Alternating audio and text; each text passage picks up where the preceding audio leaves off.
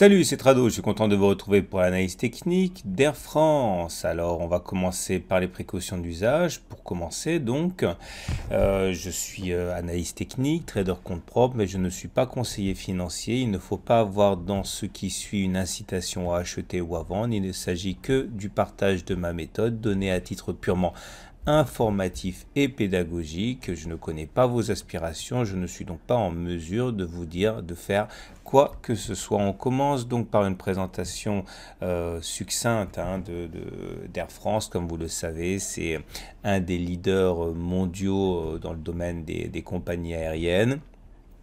Nous avons un consensus des analystes sur la valeur qui est à 9 euros, c'est-à-dire une progression de 4,6% par rapport à ce consensus.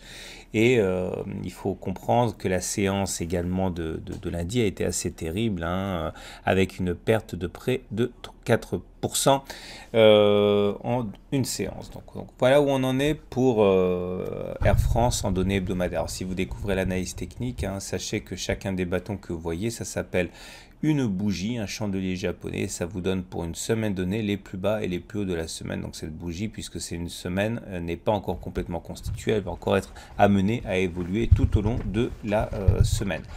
Donc comme on peut le voir, la tendance pour Air France en données hebdomadaires est nouvellement haussière. On le voit à la moyenne mobile à 20 semaines qui est ascendante et au-dessus de laquelle nous sommes positionnés. Vous voyez, c'était comme ici, on était en tendance haussière. Puis après, on est passé en dessous de la moyenne mobile à 20 semaines qui descendait. On est devenu, donc, on a commencé une tendance baissière. Et là, vous voyez, on repasse au-dessus. On est donc en tendance haussière. Maintenant, il faut comprendre que ce n'est pas le plus important. Le plus important sont les supports et les résistances. Et comme vous pouvez le voir, la zone des 9,3 euros est une zone de résistance très importante. On n'arrive pas à passer. On a essayé de très nombreuses reprises et en tout état de cause tout le mois de juillet et d'août, et on n'a pas réussi à passer au-dessus. C'est une résistance. On a d'autres résistances. On a ici la zone des 10,8, 11,5 euros qui sera une résistance aussi. Et puis bien sûr la résistance majeure des 13,7, 14,6 euros. Et puis on a des supports. Des supports, ce sont des zones non pas qui nous bloquent, mais qui au contraire nous empêchent de descendre, notamment la zone de support des 6,7, 7 euros. Ici, zone qui a été travaillée de très nombreuses semaines et qui a parfaitement bien tenu. Et puis un support majeur à 4,6, 5,5 euros. Une zone qui a été également très travaillée. On sait également à l'expérience que la moyenne mobile elle-même constitue un rôle de support lorsqu'elle est sollicitée.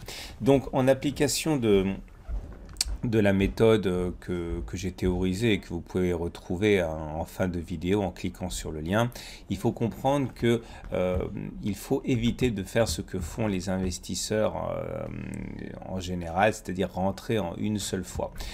On peut optimiser ça. Donc, par exemple, si vous décidez néanmoins d'acheter maintenant et de viser l'objectif qui a été celui du consensus des analystes, eh bien vous achetez, on va prendre une action pour faire simple, mais c'est pareil si on en achète 100 ou 1000, eh bien vous achetez une action maintenant que vous aurez acquise à 8,6 euros, vous allez chercher les 9 euros en imaginant que vous ayez la chance de toucher l'objectif du consensus des analystes et donc vous gagnez 4,6%.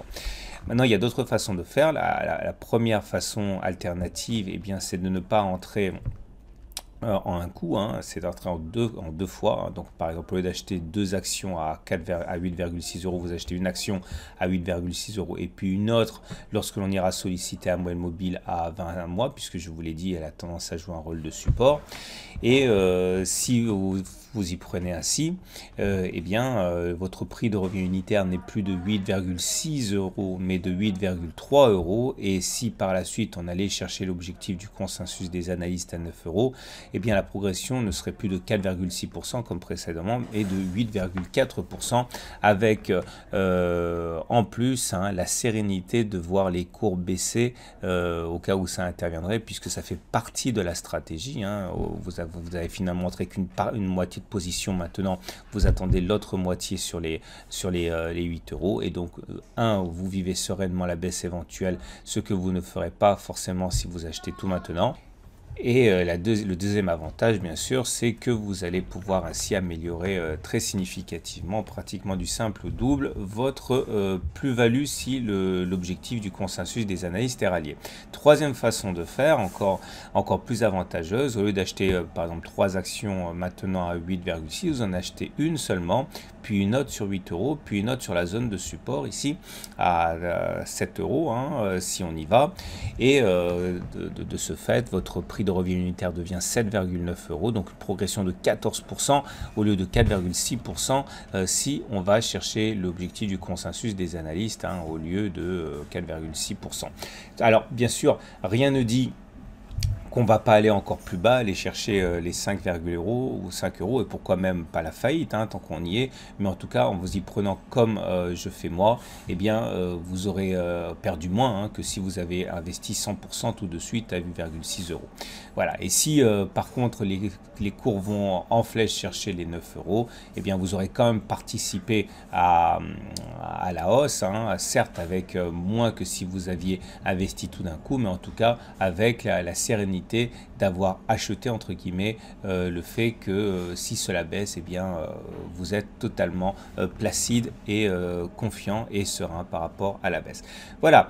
Maintenant, pour ceux qui s'intéressent au très court terme en données journalières, je dis quand même à titre informatif que nous avons donc une zone de résistance importante ici à 9,4 euros qui sera pas facile à passer. Vous voyez comme on a échoué régulièrement à chaque attaque, et on a un support important ici à 7,9, 8,2 euros qui a été également très bien défendu, qui correspond à des rachats ici, et également un gap qui a été ouvert. Il n'y a pas eu de cotation entre cette bougie et cette bougie, ça s'appelle un gap, généralement ça joue un rôle de support. Vous voyez la montée des volumes ici qui montre le regain d'attention du marché pour cette valeur. Voilà, si vous avez trouvé l'analyse intéressante, n'hésitez pas à regarder en quoi consiste ma méthode d'accumulation rationnelle. Je vous souhaite une très bonne journée, je vous donne rendez-vous sur le site tous les jours pour de nouvelles analyses.